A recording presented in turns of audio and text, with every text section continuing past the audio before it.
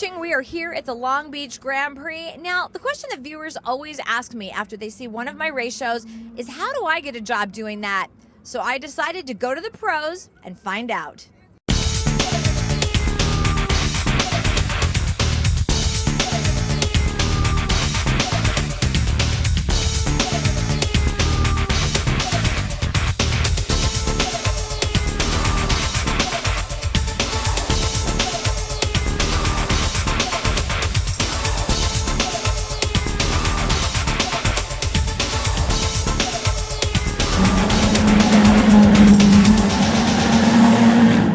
Probably 6 or 7 years old, my dad put me in a go-kart and he raced open wheel cars. So I've loved it from as long as I can remember. I've loved it. I mean, it's just, you know, a real passion of mine. Always watched Formula One. Used to go down to the INDY car race on the Gold Coast. You know, it's close to my home, and yeah, it's just love it, man. It's just absolutely 100% my passion. Did you ever have any other jobs in racing besides driver? No, I used to prepare my own car, so I used to rebuild it, do all the engine changes, the gear ratios, everything, and just, you know, run it myself. But I never, well, actually, I was a mechanic for my brother when he was racing Formula Ford. I'd go and run the car for him. Okay, now, if you had to switch jobs with anybody here, what do you think you would be good at? Well, I think I could be a mechanic on the car. Okay. You know, I think, you know, I'd learn that pretty quick because I've worked on quite a few different cars. I don't know about an engineer. That would be pretty tough. I think I'd be good at sorting out a car with a driver. Definitely a driver coach. Okay. I could definitely do that. Yeah. My dad used to have a race team, and I used to go and watch around. And one of the drivers, his drivers, ended up giving me a go-kart, and from there on, I was just playing around. I wasn't kind of like racing until 1987. My dad said, "You know what?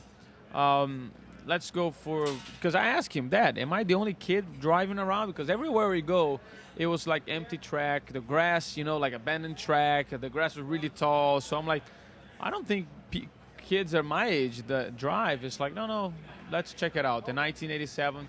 He put me in like a São Paulo championship, state championship, which was the strongest one. And it was great. I made a lot of friends, including that were racing against each other still. So it was really nice. Okay, now, of all these jobs that all these guys do here, I want to know, if you had to switch jobs with one guy, what would you be good at? Wow, that's a very good question, actually. Okay, yeah, would you be... Let me see, the gearbox guy now. It's not tire me. changer? No. Tire change. I don't know if I can raise those tires, you know. So maybe the engineer. No, I'm not smart enough to try to help. Wow, that you caught me on this one. I had no idea. I think probably the air jack guy. Okay, You know.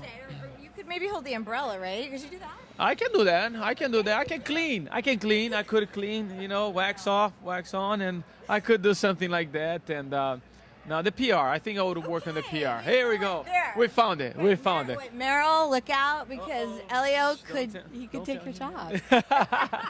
How would you feel about getting in the car? Oh, man, that would be awesome if I could get in the car. I mean, I don't think I'd be putting up the lap times that Elio would be putting up, but I'd love to get in the car. I think that'd be great, and have all all the fans around and doing autographs and having the sponsors. Man, that'd be awesome. Okay, now, he's going to do your job. So what's the toughest part of your job so Elio will know?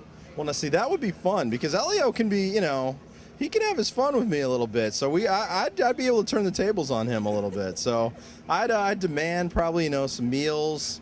Make sure that they got all the best stuff for me like Elio does. But no, he's actually very, very easy to work with, very funny to work with.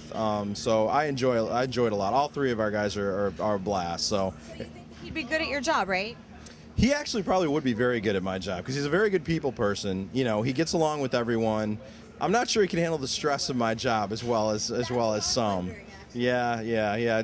Working with three drivers and all their different personalities and all that, and the media and everything like that, he may have a little tougher time at that, but I'm sure he would do fine. Well, I started go-karting at 9, and I drove my first race car at, I think, 15. 9 is kind kind of old. It's very old, actually, by today's standards. I mean, if you don't have a hockey stick in your hand by 5, or you're not playing football by 4, you know, you're over the hill, and racing's the same way. So I remember when my dad and I were going to buy my very first go-kart, the guy selling it to us sort of said, I don't know, I think you might be a bit over the hill. At 9. At 9! It's crazy. Do you ever have any other job in racing besides driver? I have since becoming a driver. I've done some coaching, and I've actually done some work in television as well, some commentating and some pit lane reporting and stuff like that. So it's been it's cool to sort of see it from the other side, you know, and I can offer a bit of a unique perspective sometimes. Now, we were talking to some of the guys about your very first job in racing. How old were you when you first started working in racing? Well, first of all, we need to define job. Is that when you get paid? Because Yeah, well, we don't always get paid, do we? exactly. I was always racing. It's not like I started as a mechanic like some other guys, or I was lucky that I was always driving. So I started go-karts, and then I started moving up, and I did other things in life, but I was always racing behind the wheel. What kind of other things did you do? Well, I studied a lot, actually. My parents helped me a lot through my career, especially at the beginning in go-karts, and even when I started in open wheel in Europe. But I had to keep up with my studies. That's what, you know, their condition was.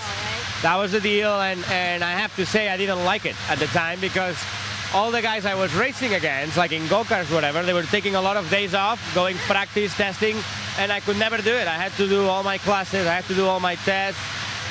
Thanks to that, I ended up being a mechanical engineering at the end, you know, because my parents made me go to college. And I think I would have won a lot more races if I was just focused in racing when I was young. But the truth is, I learned a lot.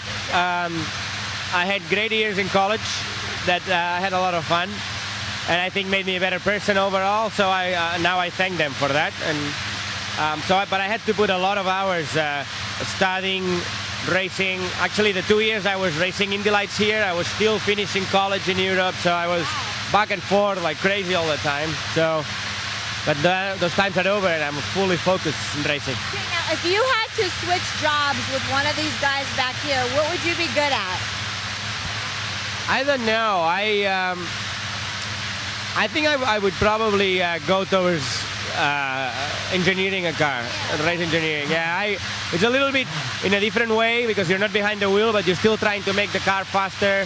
You still have to make a lot of decisions, critical decisions of how much are you going to risk on a setup. So I think they have a lot of fun. Not as much fun as we do, drivers, but they do have a lot of fun too. What about changing the tire? Could you change a tire? I think so. Okay. I think I could change a tire, yeah. Some of these guys say they can't do any of that. I could change a tire. I don't know if I would trust myself changing an engine or something more serious, but I could change a tire.